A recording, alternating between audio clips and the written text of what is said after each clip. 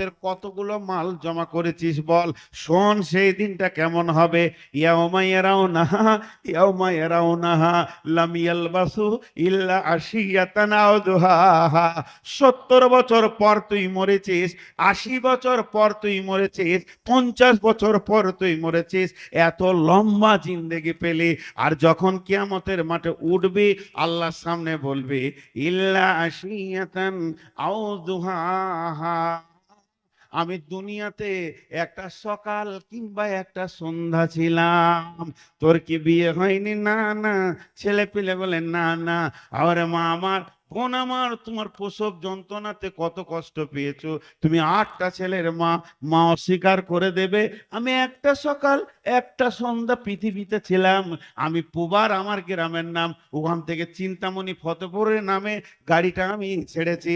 আমার গাড়ি দ্রুত গতিতে এখানে পৌঁছিয়েছে, মধ্যখানে শুধু একটা কাপ চায়ের জন্য দাঁড়িয়েছি।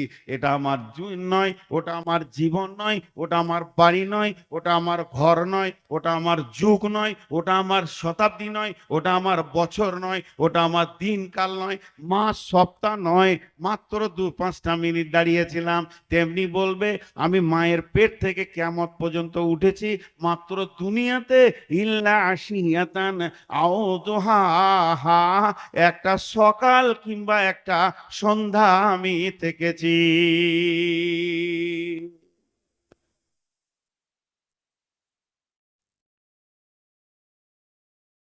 সকাল কিংবা একটা সন্ধ্যা। আল্লাহ কতগুলো কথা বলেছে জানেন? গুনে যান। আমি পাশের লোকগুলো বলে রাখছি, কিন্তু ওরাও গুরুত্ব দিচ্ছে না। ওরা বলছে ওটা তোর ডিউটি, আমাদের তো ডিউটি লাই। এই যে 3জন এলো, একটু বন্ধুত্ব করলো, আবার ঘুরে যেতে, ঠিক বিয়ে বাড়িতে যেমন চলে। গতকালকে জালসাতে বলছিলাম না, কালকে লাই পরশু, ওটা আজকে বলি, প্রয়োজন হবে। এখন আল্লাহর সম্পূর্ণ দৃষ্টিটা আমাদের উপরে।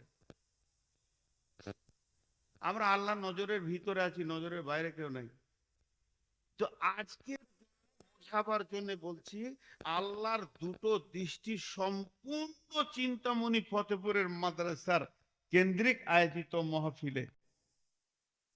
আল্লাহ কাউকে দরকার নাই, সাইড থেকে পরামর্শ দরকার নাই, যুক্তির দরকার নাই। আল্লাহ নিজে দেখছে। দেখছে কি? নূর মোহাম্মদ